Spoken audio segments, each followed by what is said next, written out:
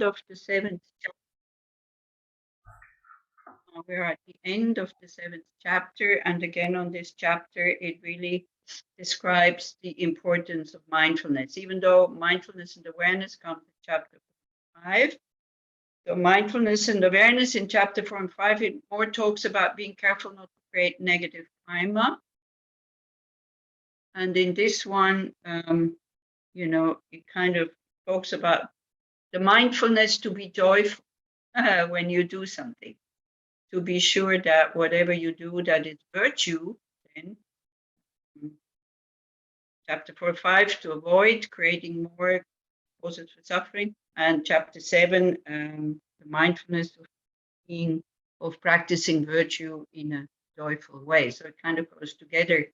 If you are joyful, then of course, then there's a lot of enthusiasm, and if you have enthusiasm, joy comes kind of easier. So these two things are supporting themselves. So shall we start with just a bit of sitting, that you reflect a bit, or first, again, it's not just the mindfulness of knowing what you're doing, because very often, just be in the present.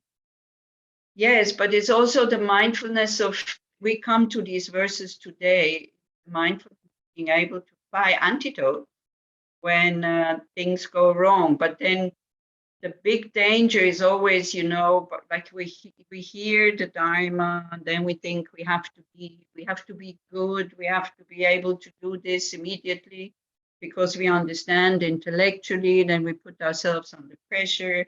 We start feeling guilty. We start feeling kind of, all tense.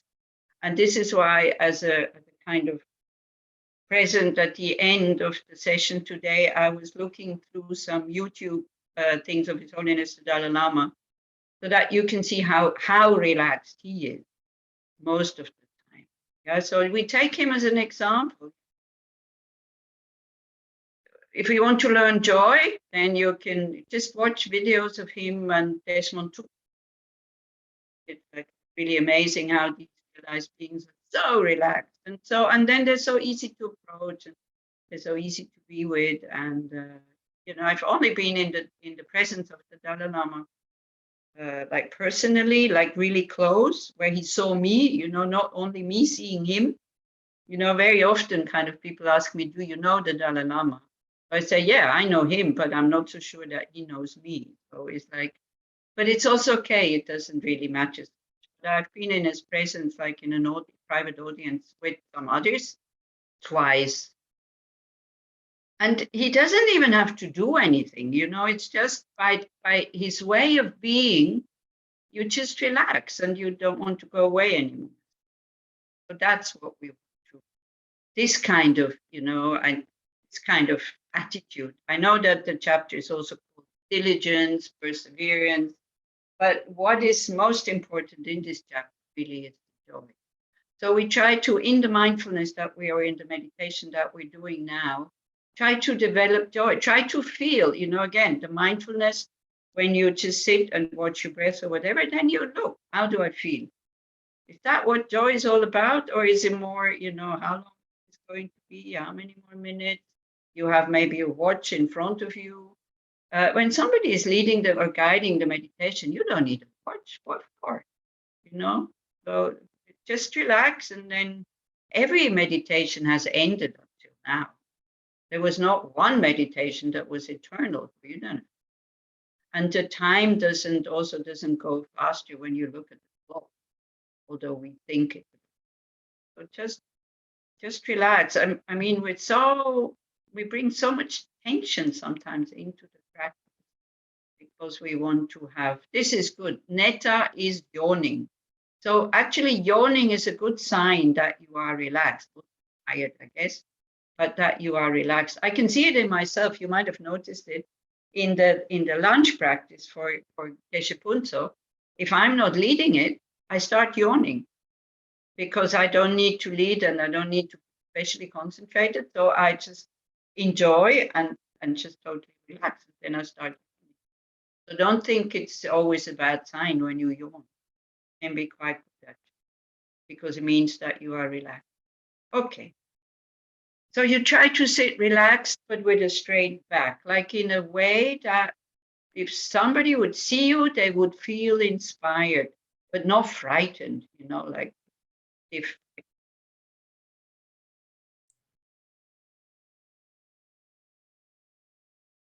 And as always, first you connect.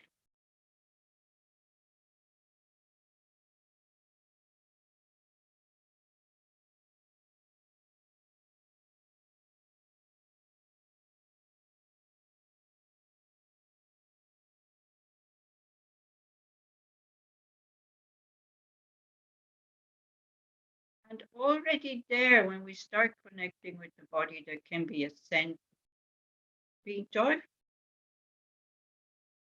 that we can breathe freely without having to think about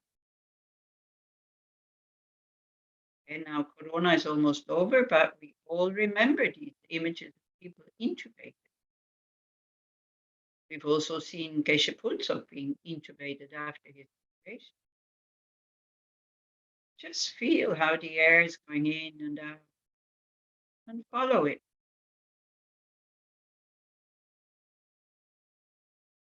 Bring friendliness into your sitting also. Being a Dharma practitioner, you don't have to be as cold as a fish. And you think, oh, all emotions are negative. Like, you don't have to hold anything back. Don't control yourself. The control will come with time, spontaneous.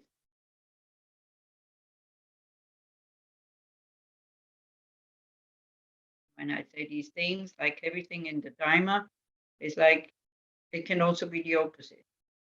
That you have to control yourself sometimes, but not now. Really make sure that you are relaxed. And for that, you do a body scan.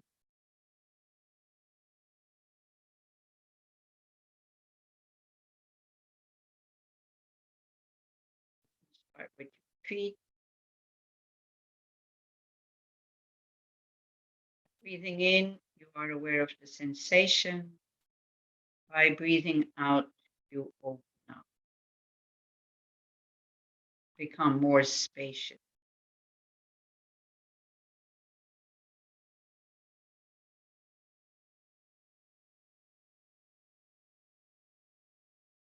They are giving you a lot of words that might be useful for you, some might not. For me, spaciousness is always very good. When I feel tension, when I feel negative emotions arising, I give them space. Relax, give them space.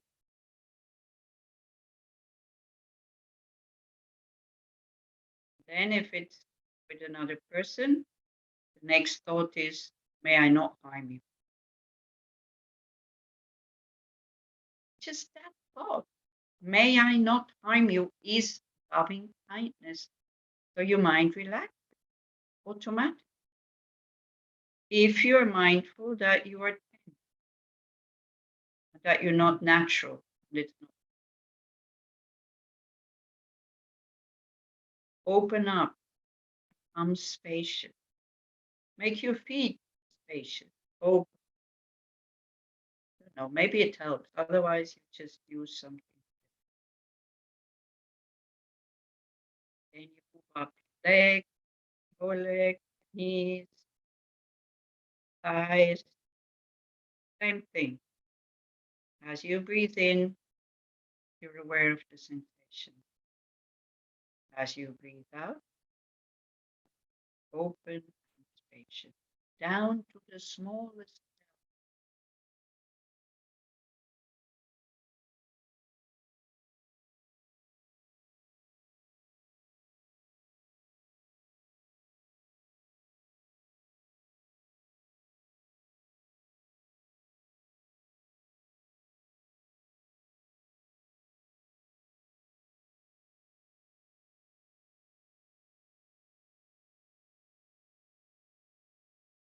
Your buttock, your genital area, and your abdomen. thing. Breathing in, you become aware of sensation. Breathing out, you open up. Sorry, that's my phone.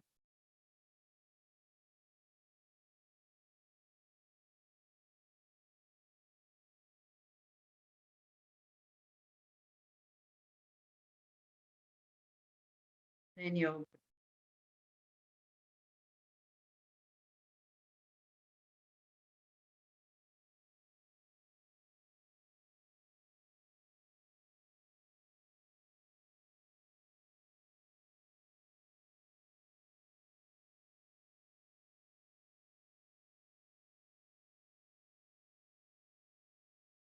Then you move up to the chest. Very important there to open up. Nothing, at least not at the moment.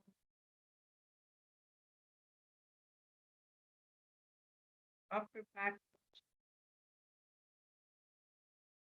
As you breathe in, feel the sensation, and here, very important, as you breathe, open up, spacious.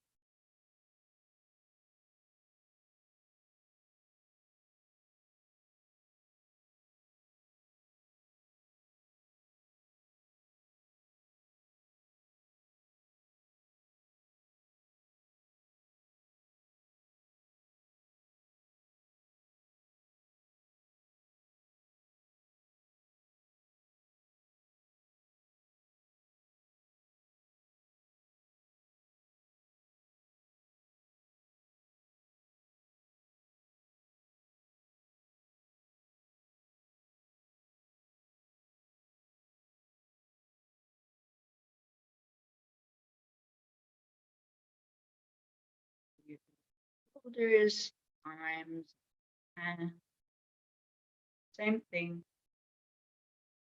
Breathing in, you become aware of the sensation, especially in your hands. These sensations are always there. We hardly ever. We're not present.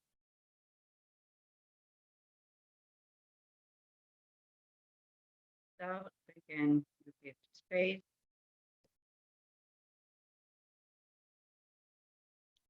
Quite important if you're not aware of it. Probably didn't mention it. It's really good to keep your elbows away from your feet. That gives bit space.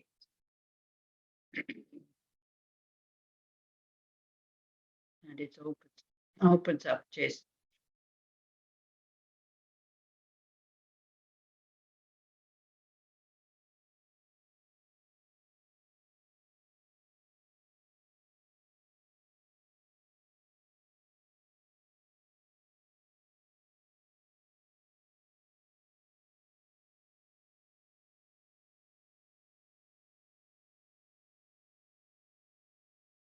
Up to your neck. Throat.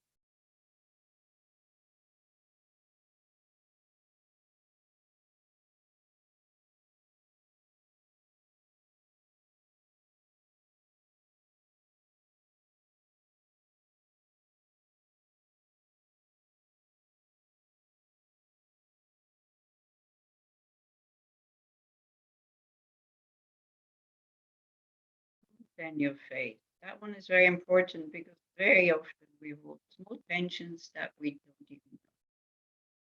So that can be your chin,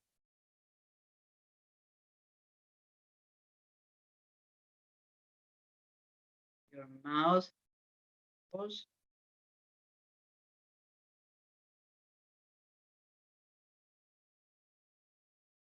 cheek,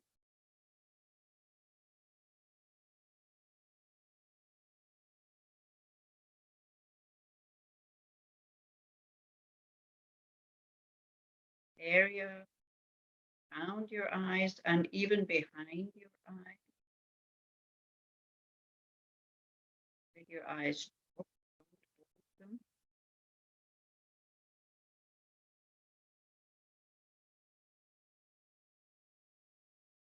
and then you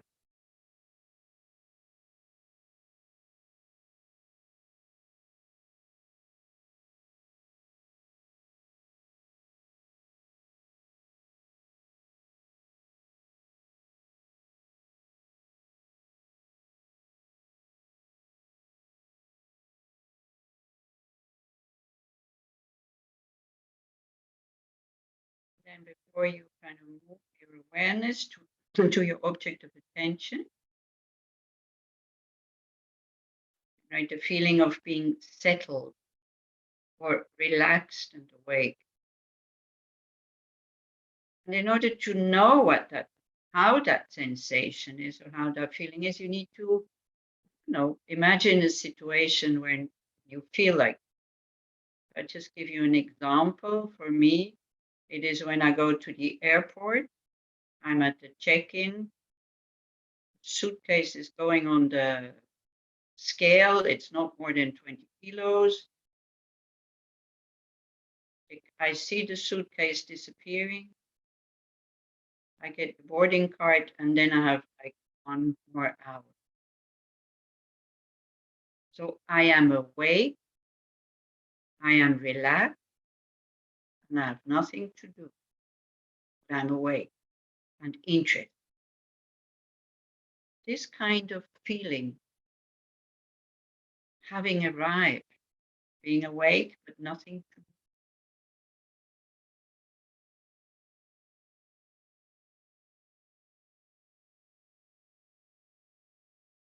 I don't know. Try to find a situation when you feel like.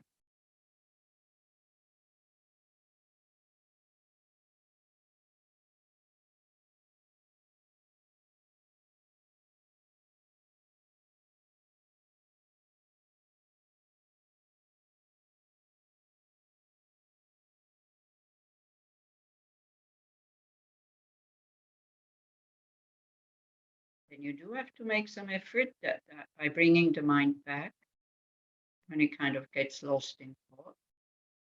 Because if you are really aware that you are thinking, these thoughts will not continue. Very often we think we know that we are thinking, but we just continue to think in the same line. That's being lost. Don't try to stop the thought, conscious, and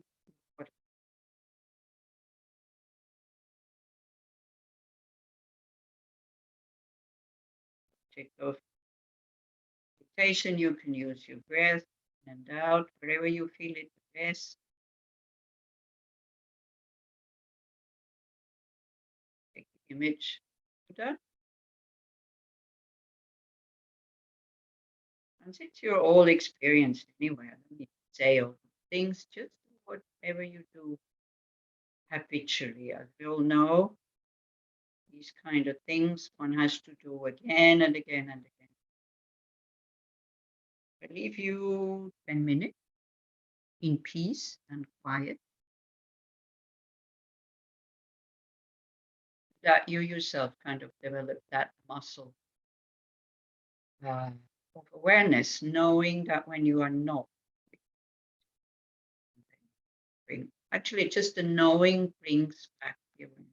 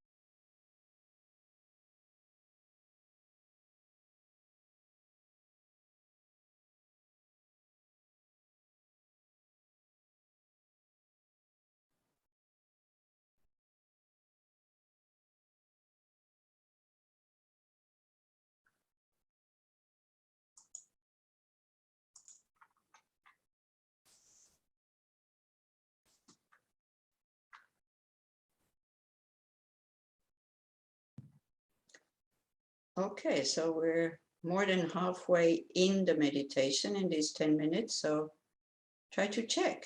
Is there joy in what I'm doing? Don't judge, don't go, oh no, this is bad, I don't have joy. But try to see, how could you, if there is no joy, how could you feel more joyful? Again, see, we have to find our own ways to create these attitudes.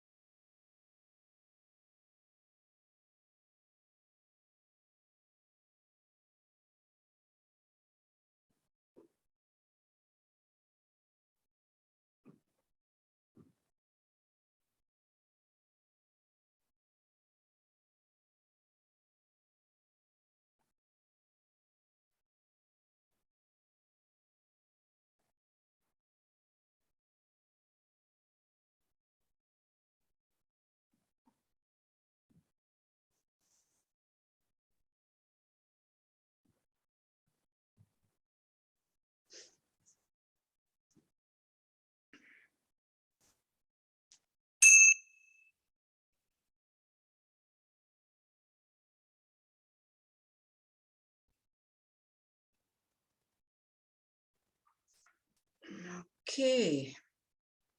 Is the sound better now? Much better. Thank you, Losan. Yeah, I don't know what it is. Sometimes it works, sometimes it doesn't work, because I have an external camera, because the computer camera is lousy and the microphone is even more lousy.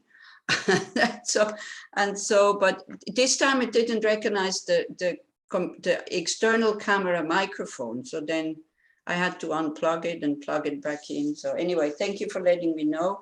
Sometimes I'm not looking at the messages. So then, I ask people to just open up the microphone and tell me, to say, hey, your sound is lousy. And then I try to do something. So what about the joy? Did you feel joyful in your meditation?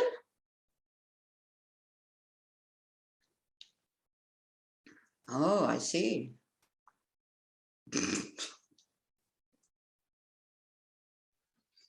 I didn't feel joy like joy. But this is it. Joy is not like this. Yes.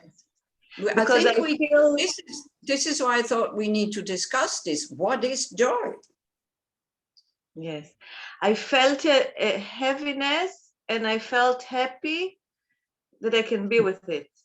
And that I have Buddhism, I have you, the group, like this. And for you, that's not joy? No, it is. It's not joy like it. Yeah.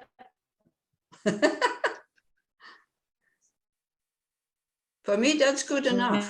Contentment or It's good enough. I mean, what you said is exactly what it means, or what we need is like, you know, thinking about the benefit of having methods, sitting down, doing it, continuing to do it, having diligence and all that.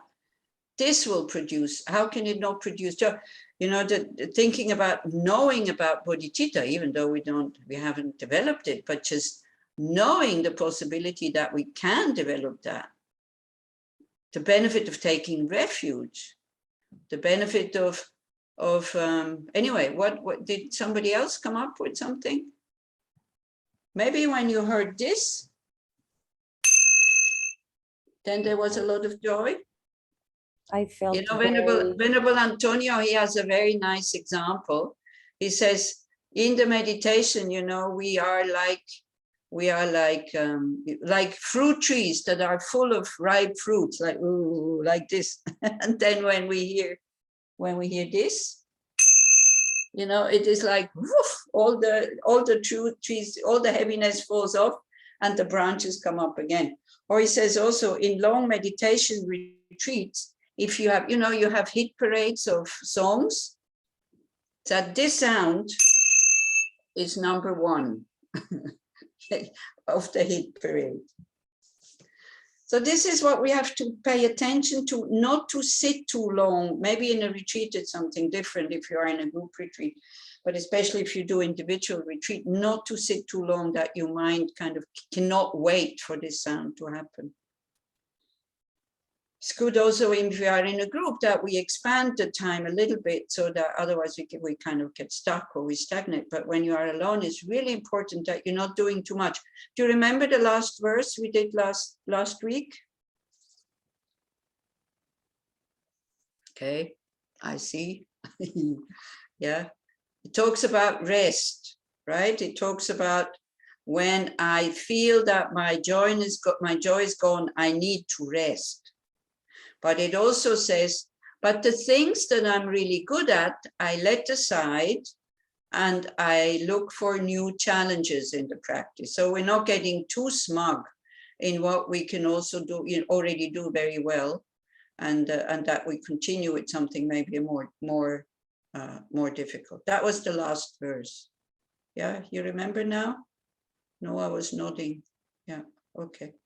Anybody else, you know, to give us some suggestions how to develop joy? Because otherwise we go to the text, because we need to finish the chapter today.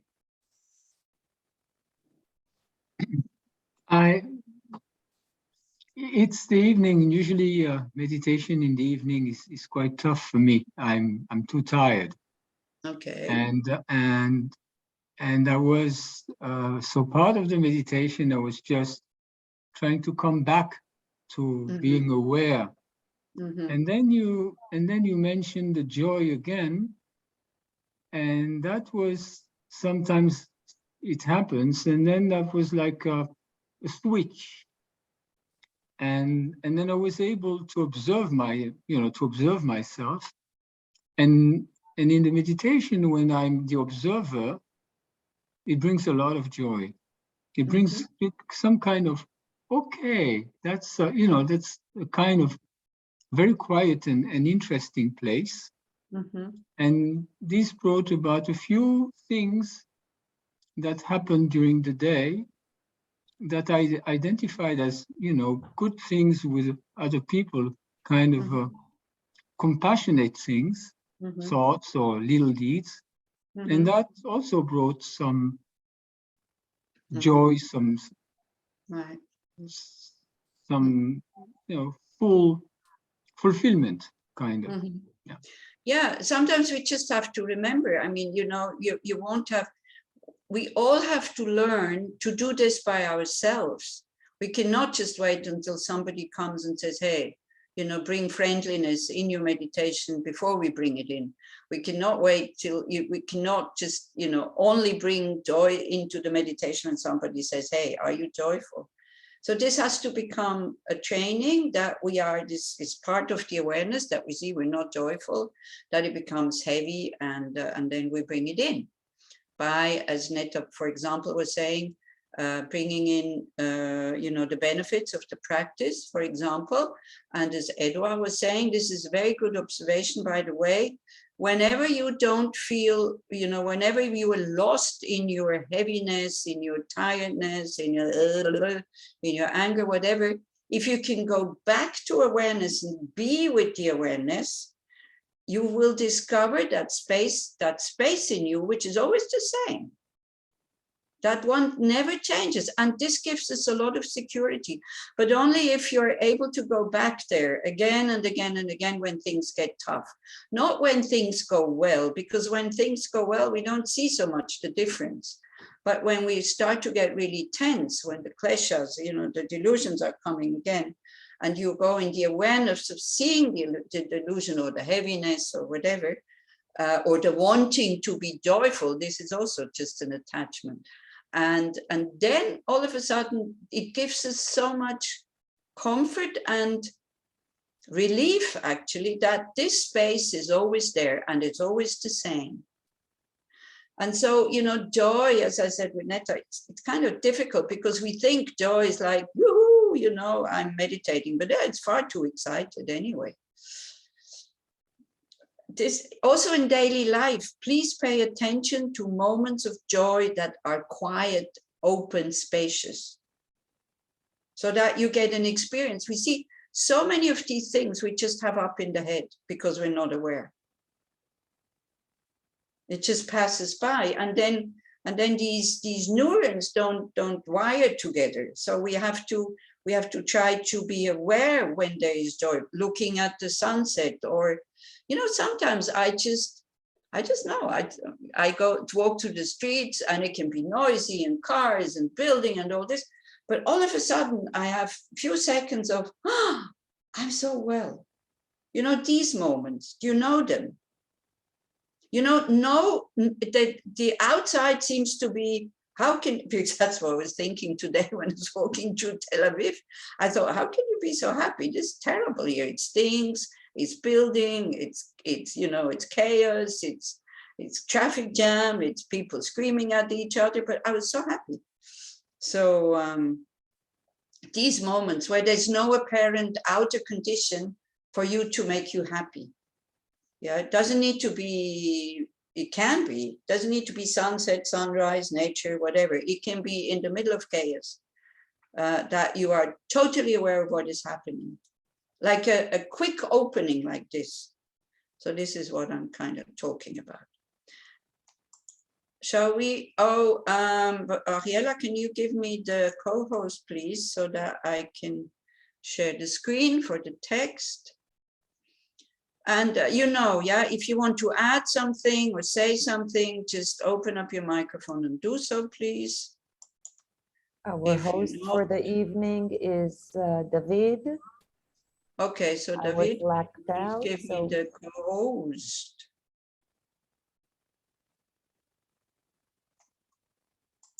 Okay, thank you. So we were at verse here 69, yeah, with 67, with the, when my strength declines, I should leave whatever I'm doing in order to be able to continue with it later.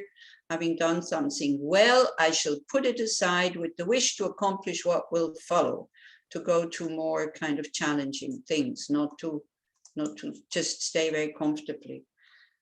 Then 68, just as an old warrior approaches the swords of an enemy upon the battlefront, so shall I avoid the weapons of the disturbing conception and skillfully bind this enemy. So from now on till almost the end, it really talks about the benefits of mindfulness and the importance of mindfulness. Now, an old warrior, it doesn't mean somebody old in body, but somebody experienced. So the kleshas are very, very skillful, and they can attack you in any old way. And the ego is really great in finding new stories for you not to be open and not to be kind to yourself and just to, just put up a lot of stuff. So an old warrior has a lot of strategies, not just one, not just pushing ahead and pressing. maybe waiting, maybe, I don't know. So this is also, you have to find out and what works in what situation for you. It's your job. Like the old warrior also, okay, he was trained in an army, we have the teachings, but you cannot apply everything because there's so many antidotes and so many methods. So you're giving a range of strategies, trainings, and then you have to find out what works best for you. And it's not just one thing, you know, there's many things in many ways. But here it also talks about like the old warrior, because I have another translation, I have to find it on my tablet here, which talks about light-footedness. Yeah, because we can get quite heavy in our practice very often, you know, this whole thing about having to liberate all sentient beings from suffering and whoa, and bodhicitta, and then it becomes very serious. So,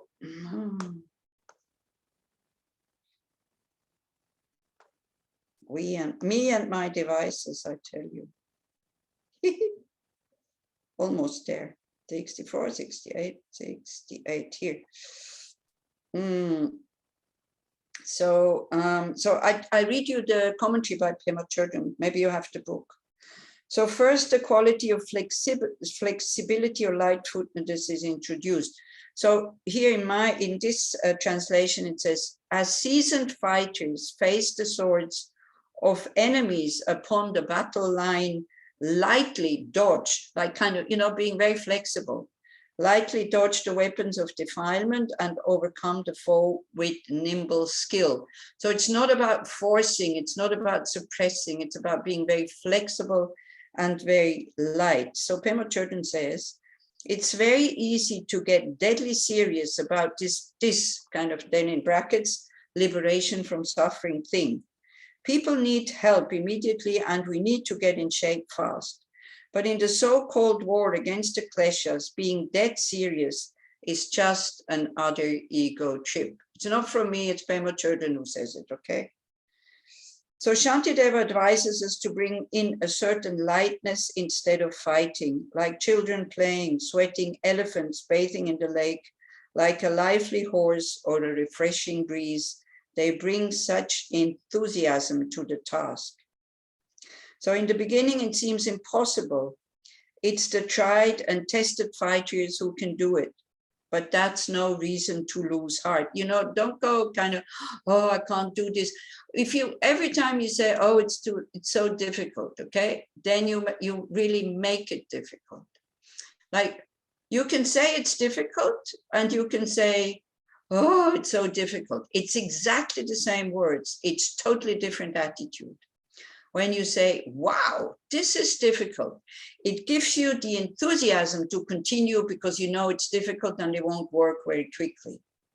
If you go, oh, this is difficult, it kind of blocks you. So watch how you say the words, not the words you say, but the attitude behind the words, right? Because if we think it's easy, then we will give up very quickly. So in the beginning, we think, oh, I can't do this. You know, it's only for very trained people. So it might be hard work right now, but this klesha abstinence and this openness to whatever comes up is like learning to drive. You remember the video I showed you about focus on the road, there you go. It gets easier with practice. Even after a direct experience of emptiness, it takes a long time on the Bodhisattva path to develop some ability to always react in a beneficial way spontaneously. And we expect this from us right now. So our expectations are far too high. And then we get all tense, right?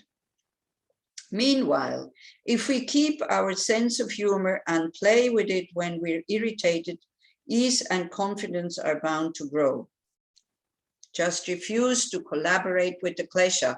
What you have to be aware of is that you're not speaking and you're not kind of putting your body into action when you have the kleshas happening. Yeah, and this also takes a long time. You know, I was this whole thing about gossiping about others. In a way, you know, I had so much problems with this at the beginning of my practice. And I was going blah, blah, blah here, and at the red light going stop, stop, stop, stop. blah, blah, blah, blah. Stop, stop, blah, blah, blah. You know, it takes a long time. You know, today somebody asked me, how long have you been practicing this? I said 30 years. And professionally, like, you know, I'm a nun. I don't have to go to work. I don't have children. I don't have anything else to do. So, and don't think, oh, but I don't have these conditions. I cannot do anything. Just don't expect high results and just continue. Okay, so the lightness and skill is kind of, you have to kind of take refuge in this. That's what you have to develop. And your humor, you know, there's nothing worse than Buddhists who are dead serious. I mean, it's like terrible. They're constantly judging themselves, judging others, and you should do, and I should do, and why don't you? And it's so boring. Okay, so 69. If someone, again, if you want to say something, please just open your microphone and say so. If someone dropped his sword during a battle, he would immediately pick it up out of fear. Right, the sword or even the shield, it can be both, yeah? Because sometimes you, in other translations, it's the shield that you pick back up.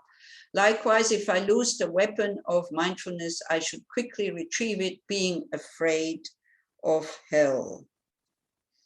So here, he talks more about, you know, not just being skillful and light-footed, but he also talks about urgency, right? That we shouldn't really wait, but it's a combination of urgency and lightness. So, of course, we want to get rid of our pleasures, but if we're too tense and too rushed, we just create more problems, I tell you, you know. And we always have to check, is the practice creating more problems, or is it making me more relaxed and more open?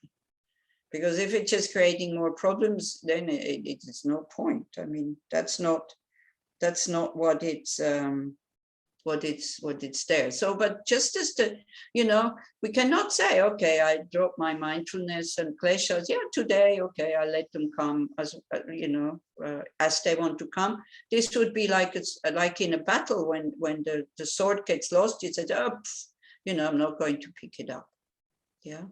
So you know, again, the importance of mindfulness, mindfulness of klesha, but also mindfulness of being too heavy, mindfulness of being too tense, mindfulness of not creating the right conditions to be able to practice.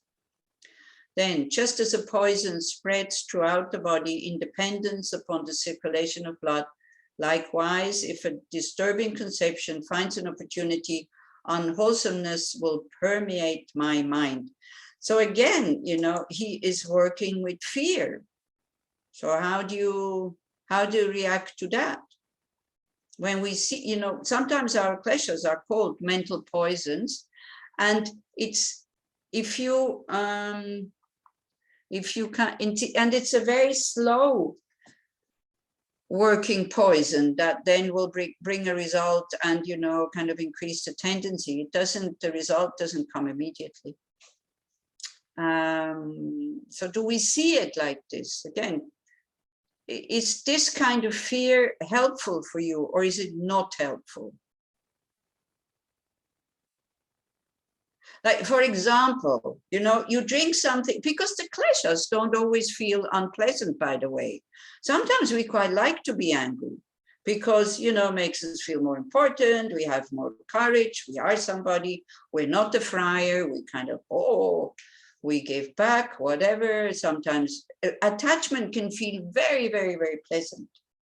So it's like something that we drink, and then all of a sudden somebody comes and it tastes okay. And all of a sudden somebody comes and said, did you drink that? This is poison. What would you do?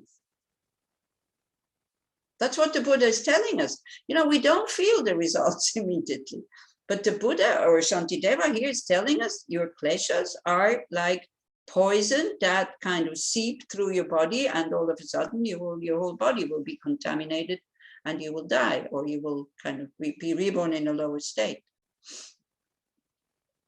But take back, this is why he uses poison. So take back the kind of the example from the poison. What would you do in a situation like this? You say, what? No, I don't believe you. I don't feel anything. It tasted quite good. What are you talking about? That's what we would do probably, isn't it? But if we trust the person, if we trust the person, what would you do? Put two fingers in the throat. Yeah, we want to vomit it. We want to get it out as quickly as possible, right? So this is it. Or even, if it tastes bad, you're not going, blah, blah, it tastes really bad. What is it? You would spit it out immediately. Yeah. So for the body, to protect the body, we understand. To protect the mind, unfortunately, it takes a long time to understand this. So again, you didn't answer my question. This kind of fear, do you find it helpful or not? I can say it's more the feeling of well, I will allow myself to share, that with others. I guess that we all have some experience already. Mm-hmm. So when, for instance, anger comes, and I let it in, even though sometimes I can also see the red light, but I still let the anger in. Yeah. The feeling afterwards, or even along with it, is more a feeling of disgust than a feeling of fear. Okay. Yeah, that's good. You see, we all want to be free from fear. We don't want to do things kind of because of fear, but fear can be very helpful. I love free fall. I mean, this is why I was climbing rocks, but I didn't jump off the cliff just to have the few seconds of free fall, because I knew I was going to, when you hit the ground, this is it. It's not worth the pleasure when you hit the ground. So this is why I didn't do it. So it's not panicky fear. So again, when we talk about joy, joy is not excitement, right? And fear does not have to be panicky fear. Fear can be just common sense, that you don't do it because you know the consequences, right? But it's still a certain fear. But if you don't like to work with the word fear, then use another word. Like Edward was saying, discuss, it's okay. Okay, we continue. Then this example you might know because it's used quite often. So those who practice should be as attentive as a frightened man carrying a jar full of mustard oil, who is being threatened by someone with a sword that he will be killed if he spills just one drop. Okay, so how does that sound? Does that sound relaxed? Sounds like a threat. Can you imagine, for example, somebody on a rope walker? Are they tense? No. If they're tense and then they will fall off immediately. But they're totally concentrated because, again, they know about the danger. So for us, it feels like, oh, then I have to be like this. If you walk like this with this jar of oil on your head, it will fall off very, very quickly. You have to be very balanced and very open. Okay, so that's what it means. So does that make more sense now? And so there is this example from the time of the Buddha, that there was a certain king. There were many kings at the time of the Buddha because there were these maharajas, these kingdoms. And so one of them, I can't remember which name, one of them was kind of making fun of the Buddha and say, yeah, you with your mindfulness, So to show the power of mindfulness, he took one of his students, his disciples, and he said, okay, you can put a jar of oil on his head. He will kind of cross the crowd because that's another thing. There was a crowd. He was not just alone. He will cross the crowd, and if he spills one drop, you can chop his head off. So that was the example to show the power of mindfulness. And of course, he didn't take a beginner that the beginner would then be very tense and very frightened. He took somebody that is very well versed in mindfulness, just to show the power of mindfulness. But there needs to be some fear, because otherwise we get distracted. Okay? Okay with this? Okay. This verse shows us that it is really worthwhile to put effort into developing mindfulness, because it's not enough just to want mindfulness. And mindfulness sounds very simple, just come into the present. It's not simple at all. It's because we're so distracted very quickly. And we can all do it. I mean, how many of you do sports? I think I already asked this question, and not so many of you. Skiing, surf, David, skiing, surfing, even jogging. You have to be concentrated on what you're doing. You can't write messages on your telephone, isn't it, Neta? So you're balanced. And the more balanced you are, when you go jogging, of course, if you're on the road, maybe not so, I don't know, I never liked jogging, but if you go running in hills, also, you have to be very concentrated, yeah, because otherwise you fall and you break a leg or something like that, yeah. So I think it's maybe more, I don't know how it is with jogging, but I think it's maybe more with sports like surfing or skiing, that when you feel that you really have to be concentrated because it's dangerous, then all of a sudden this spaciousness and this openness comes, because you cannot afford not to be concentrated. Yeah. And but you need to have the skills to be able to be relaxed and kind of in equity. And all of a sudden everything opens. And David is nodding. So then what happens, because that feeling is so pleasant, that very quickly the eye jumps in and goes like, wow, this is great. And poof, you lost it, because again, you make the separation from the skis, the snow, the action of skiing. This, all of a sudden it becomes one, and then you don't have, it goes automatically, and it's very pleasant. And because it's so pleasant, because it's so spacious, then the ego comes again and wants to grasp it. And then very often you might fall, or at least you lose for a short while, you lose your equilibrium. Anila, isn't it the Yes.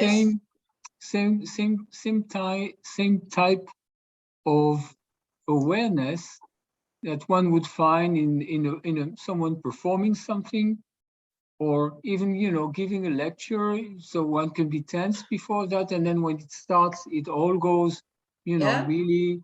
Yeah. You're in it.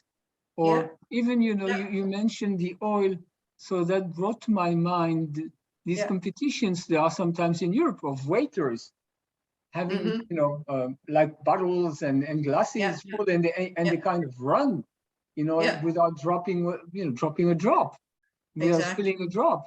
So you have to be extremely concentrated for doing that. Yeah, exactly. Yeah, and also, as you say, conference or whatever, if you don't want to impress, if you don't care so much, how will people perceive me, if you become one with what you say. Or also you can have such a feeling when, for example, the Tibetans, they recite very fast, and then we Westerners get really upset about this.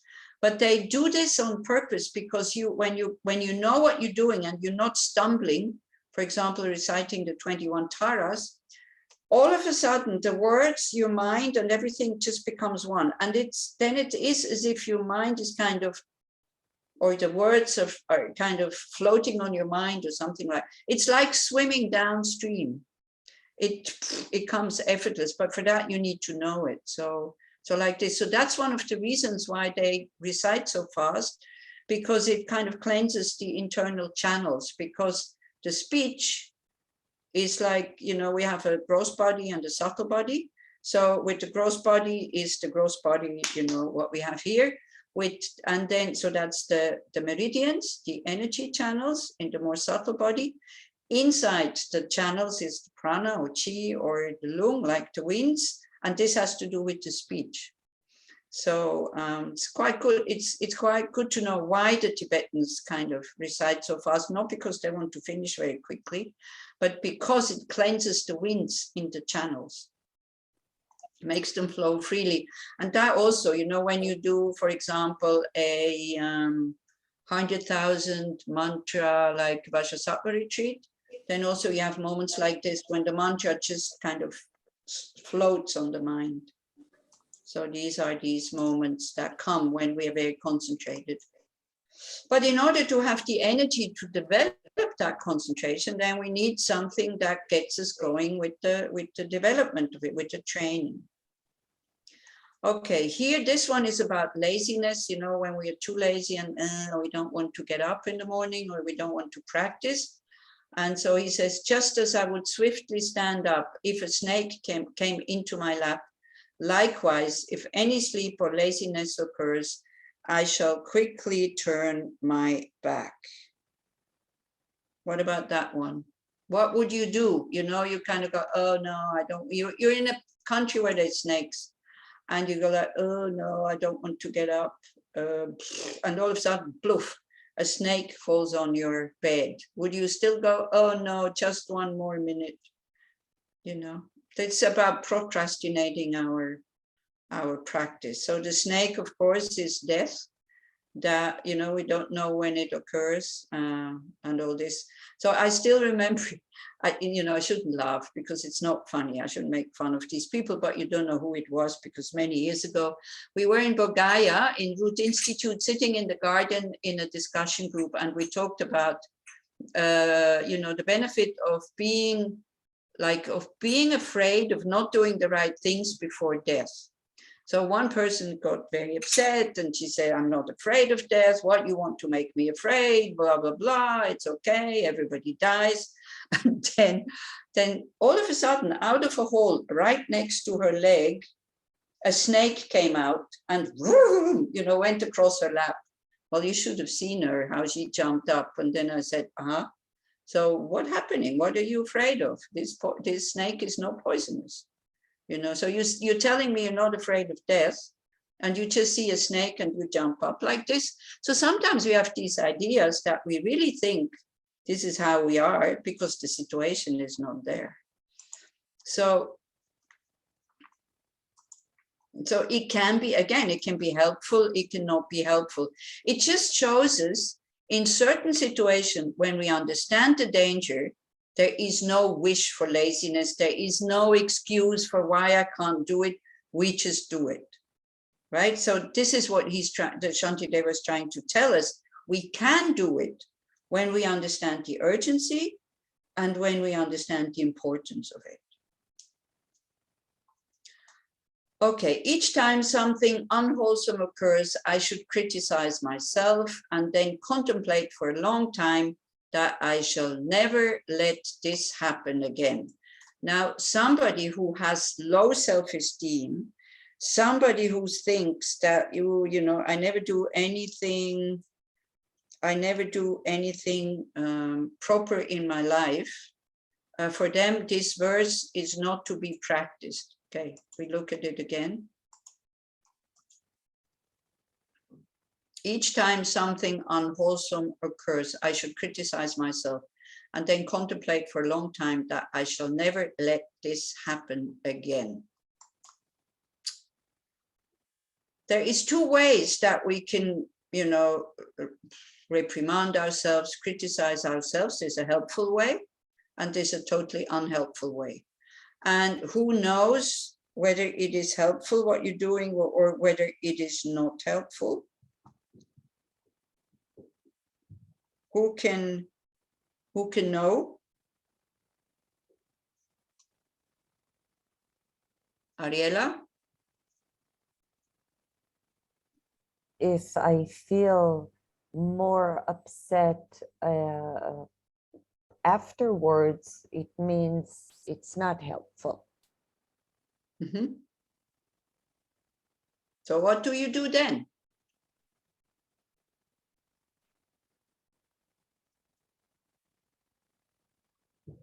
Then you don't look anymore. No, it's still there. It's still there.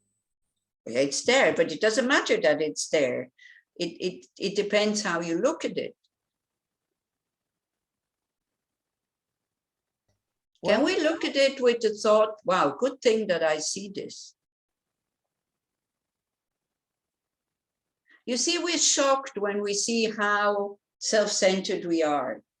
Okay? Why? You know, it's good that we see it so we can do something about it. Most of the people don't even see it or don't recognize it. Yeah, so, you know, I mean, when negative emotions affect us, we should recognize them, but not be discouraged. Because why? Because we have, as Netta was saying, we have the Buddha Dharma, we have the methods. All we need to do is to apply them. But we get discouraged because we want immediate results. I mean, some of us, maybe not you, maybe you know how difficult it is. If we trust the Buddha, you know, he makes statements like saying, conquering you alone, an army of 1,000 men, is easier than conquering your mind. Can we trust that? Can we give ourselves the space? Can we give ourselves just the, you know, the joy or the gratitude that we at least have these methods and that at least we are interested in them?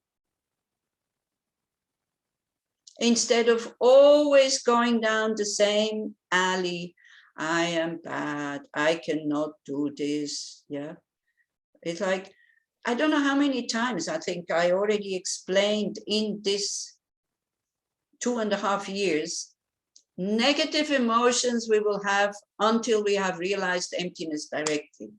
And I'm not talking about intellectual understanding of emptiness, I'm talking about realization of emptiness. So why are we so shocked every time we see it? Why? What lies behind this? Disappointment of not practicing better what we're here learning, eager to learn, to find the middle path. I find my habits very hard to conquer. Oh. Well, and you maybe think you're the only conquer. one? Okay, can we have a few people here. Who else thinks that their tendencies to conquer are very difficult? Well, it is. I think, you know, we see that all the time. I think it's self-grasping. Totally. Thinking that we should be able to do this quicker, we should practice better, we should be, you know, champions in bodhicitta and Buddhahood and blah, blah, blah, and all this. Is like, it's so many expectations. We just have to lower them and just be happy with whatever small kind of thing we do. And so, but then these people have a tendency to just see the negative sides, you know, and if somebody says, oh, but come on, you know, you're trying, it's good enough. If you have a friend that you see the friend has like habits of anger, jealousy, all these kinds of things, but you see the person is trying to do something about it and gets discouraged. How do you talk to this friend? What do you say to this friend? Yes, you should practice harder. You are no good. Come on, you know, you're no good because you're not practicing hard enough. Would you say that to your friend? I will empower him. Exactly. And reflect strength and With tongue in cheek, I would say, well, I knew you worse. Exactly. This is the best thing, you know. This is the best thing to say. You could be much worse. It's okay. Relax. If somebody is lazy, you don't say that, you know. So again, it depends in what state you are. You know, if you go, oh, well, come on, you know, I don't want to practice, it's good enough, blah, blah, and all this, then you have to push yourself. But if you constantly kind of get lost and stuck into all whatever you do wrong, and that you're not perfect yet and all this. I mean, then you need to, as Netta is saying, empower yourself. Or a child, you know, when you see your child is really trying but is not succeeding, well, you're not yelling at that child, are you? Nobody would. Your child would be taken away from you. So why can we not do this to ourselves? Just ask yourself that question. Just, why can I not be more friendly with myself? And don't give yourself the answer. Wait for the answer to come from very deep within. Okay, so because this is so important, you know, like on the spiritual path, we have to be friends with ourselves, not enemies. The enemies that we have that are our pleasures, but they are not us, and we identify with them. So if you go again, if you say, I'm such an angry person, well, in order not to have anger, you have to kill yourself, because if you are the anger, how can you get rid of it without killing yourself?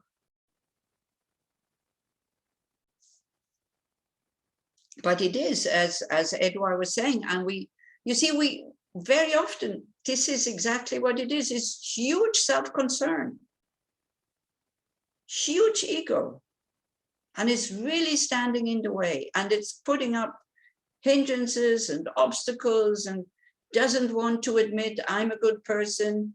This can be your mantra in the morning. I think I gave you this as a homework also. Did you do it? I said, paste it on your mirror in the morning when you see it. I'm a good person. Paste another one when you get out of the house. I'm a good person. Paste another one in your car.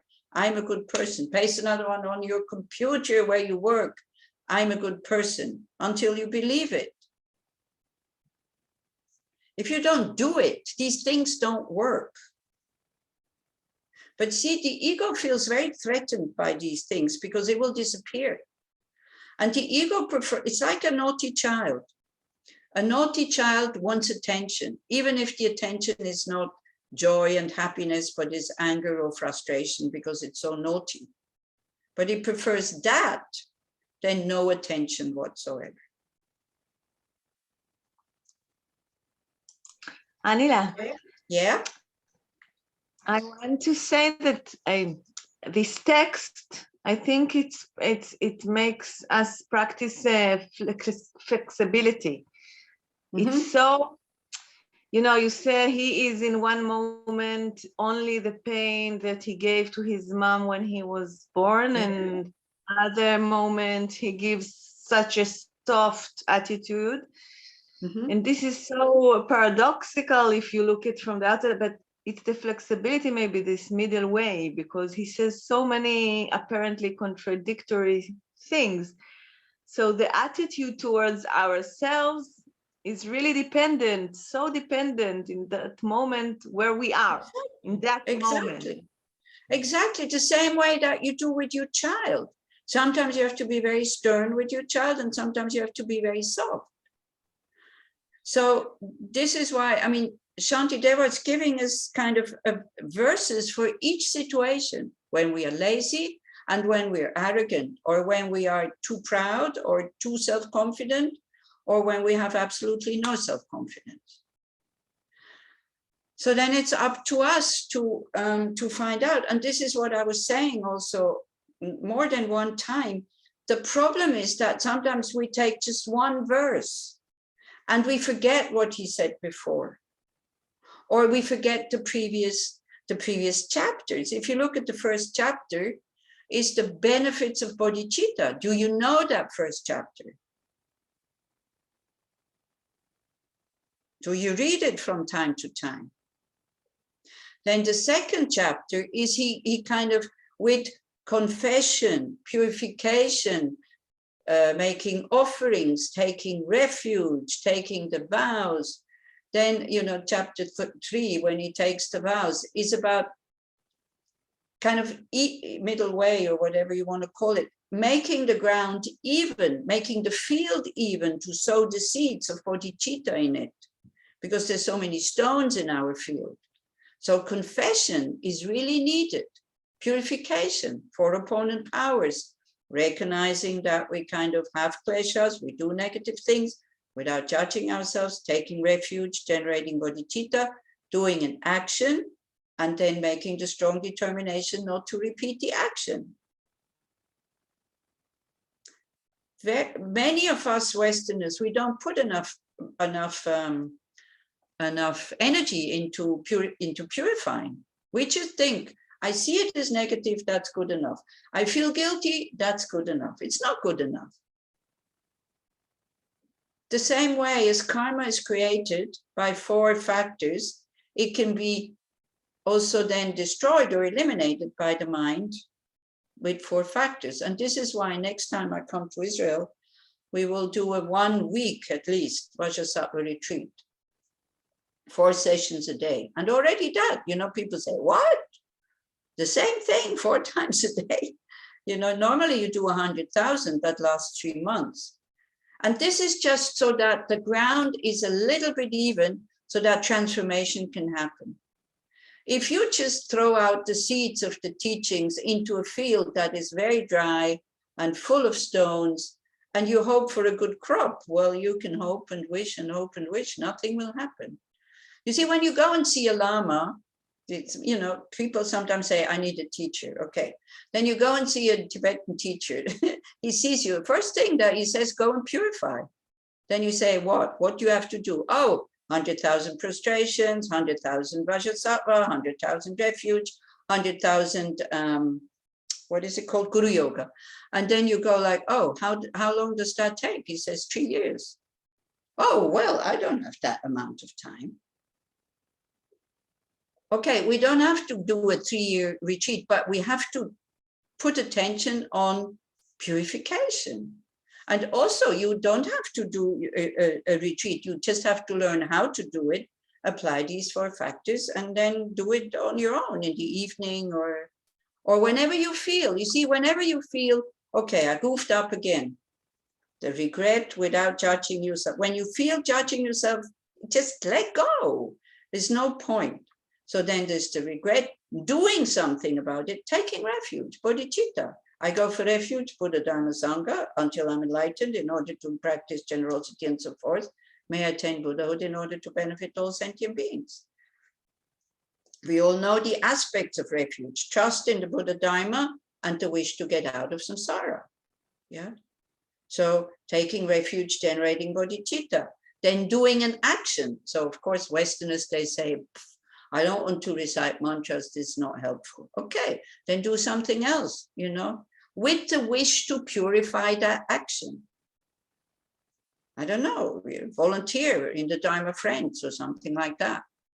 And do something difficult, so then it becomes not a punishment, but a good purification. We need to pay our debts. We need to do something. Feeling guilty is not going to help. And then the determination not to do it again. And you can do that every time you feel that you goofed up. It doesn't take long. I see what I'm doing. Shit, shouldn't have done it. The regret, I want to stop this. I know it's going to take a long time. How do I stop it? By taking refuge in Buddha, Dharma, Sangha, especially the Dharma, applying the methods of kindness to myself that I've goofed up in that case, or a kick in the ass that I goofed it up. It depends. You have to see what works for you. Then strong determination. I will not do it again. But the strong determination will not help you at the beginning not to do it again. You will do it again and again and again and again, but it becomes less and less and less powerful. And then all of a sudden you feel, oh, I'm not gossiping about other people anymore. All of a sudden it's gone. And it's a little bit like with the pain. When you have a pain and you're very disturbed by it, but you're not going to the doctor, you're not taking painkillers, maybe 3 days later, all of a sudden you go, oh, the pain is not there anymore. So it's not from, from here to immediately change. It changes in a very successive way. And then sometimes we don't even feel it. Or then sometimes, it becomes like when my boyfriend, after maybe 7 years of practice, and I went to my ex-boyfriend, okay? I went to see them and he was already married. So he looked at me and he said, wow, you've changed so much. I think now I could live with you. So for me, that was a compliment. You know, other people thought, oh, this is really insulting. I said, no, this is a compliment from somebody who knows me really well and sees the change and the transformation. But you don't need external witnesses. You can, with mindfulness, you can be your own witness. Okay. So with the criticizing is kind of, you know, it's tricky. So be careful so that you're not kind of, how to say, you're not kind of destroying yourself with too much criticism, and criticize yourself like you would criticize a friend. Try to see, because otherwise it backfires. And then again, guilt, self-loathing and all this, you know, let go. It's really childish. I mean, it's so childish. It's so useless. Try to see at least that, so useless. What's the point? But we think this is, you know, we don't give ourselves the permission to be happy, and we think that's the punishment, and then it makes it changes anything. It doesn't change anything. It just becomes worse, actually. But this is important, the power of determination. Oh, I have to finish. Okay. We have 2 more verses, 3 more verses, then that's it. Likewise, in all these situations, I shall acquaint myself with mindfulness. Again, that's the key. So, you know, if you're not so good, it's very difficult to really develop strong mindfulness if you're not going to do a retreat, really, honestly. Because very few of us, I mean, I didn't have that. I didn't have the diligence and the discipline to sit and practice mindfulness every morning. It took me a long time and quite a few 3 weeks retreats, 10 days retreats, just retreats. And it was retreats in the Theravadan tradition, for example, you know, to learn mindfulness in a structured way, not just read a book, but to learn it in a way with a qualified teacher that can guide you through this, and where everybody else around you is doing the same thing. Mindfulness is, we think it's easy, but it's not easy. As I said, I catch myself so often, I think I'm mindful, but I'm just thinking, I'm planning. Yeah. And then because I know what I planned, I thought I was mindful. It's very, very tricky, that kind of thing. And there's so many mindfulness groups, by the way, you know. Okay. So I shall acquaint myself with mindfulness, meaning I have to train it, not just to read books, but to sit down and train it, and if possible, in a guided way. When Glenn comes again, yeah, Glenn was kind of going through, he was teaching concentration, 10-day retreat. Well, of course you have to, it's difficult when you have small children, but if your children are not so small anymore, maybe you can leave them alone for 10 days or send them to your sister or brother, or I don't know. So with this motivation as a cause, I shall aspire to meet with teachers to accomplish the tasks they assign me. So there you go. Teachers that are qualified to lead you, guide you. I am not qualified to guide people. I'm chaotic. I'm chaotic myself. So in order to have strength for everything, I shall recall before undertaking any action the advice in the chapter on conscientiousness, and then joyfully rise to the task. So that's chapter 4 and 5. Okay. So where he sees what he needs in order to engage in this. Then what happens, and this is this very joyful verse again, just as the wind blowing back and forth controls the movements of a piece of cotton, so shall I be controlled by joy, and in this way accomplish everything. Yeah, as we said at the beginning of this chapter, whatever you do that is virtuous, but if you don't do it joyfully, then it will not bring much result, not much transformation. So be mindful, be aware to bring joy in it. And you can, how? With thoughts. You just need to know how to, or learn how to think in the right way, and be mindful when you're not thinking in the right way, and then change it. And sometimes the right way can be, you know, go left if you need to go left. And sometimes the right way can be go right or go straight. So this is what Netta was saying. This is exactly what this text is for. It has verses for every mind state that we are going through on the path to awakening. So mindfulness is important to see in what state we are. Okay? Okay. So this was the last Wednesday evening, because as I said, I will be traveling a lot. And, you know, it's quite difficult to find a place when you are living with people. So you don't want to limit them in their private life. You need an internet connection. You need a quiet space. So it will become too difficult. And also I will be leading retreats that last longer than just 2-3 days. So then, you know, then it will be this week, yes, that other week, no. But we will look at the 8th chapter, which is about, it's about renunciation. The first 100 verses for renunciation to sex, especially. So don't forget the text is for a monk. It's, you know, it's given to monks. It talks about the ugliness of the body.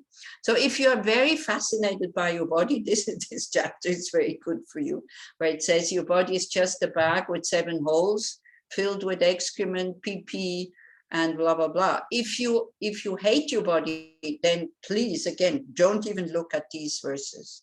Yeah, because then you will start to hate it even more. You see, if you don't apply this in the right way, it becomes poison.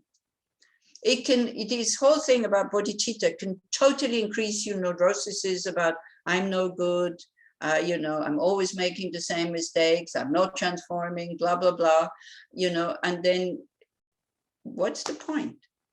Right? So if you hate your body, then definitely don't look at the first 100 verses in the 8th chapter. And then the next, maybe 100, it's quite long. It's, I think, 190 or something verses. Then the next verse is about Tonglen, is about exchanging oneself for others. So the chapter is called concentration, but it's more about what hinders us to develop concentration is by being attached to sense pleasures, especially kind of relationships, sex, on this and that. So, but again, don't forget, it's not for you who are already in a relationship. So don't kind of go, okay, I get divorced tomorrow because I don't want to have sex with my partner anymore. This is for monks and nuns, young monks and young monks who are nuns who are listening to him. So you are very welcome to take out or to filter out all the verses that you can see this doesn't apply to me when you feel it makes you upset. It's okay, because then it means it's not for you, right? So we will do this in 2 weekends in September, October, maybe beginning of November in Monash. So it will be on Zoom. It will also be recorded. And so, you know, you can, if you are interested, you can listen to it. Even you can't come to Monash.